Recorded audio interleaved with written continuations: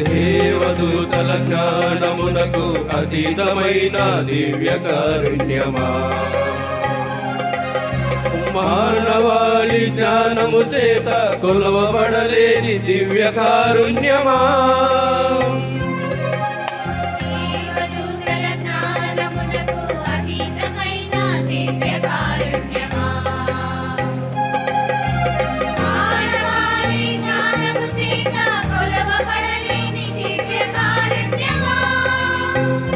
నేను నిన్ను నమ్ముచున్నాము,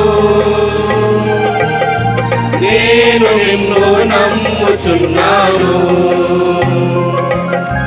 నేను నిన్ను నమ్ముచున్నాను, నేను నిన్ను నమ్ముచున్నాను.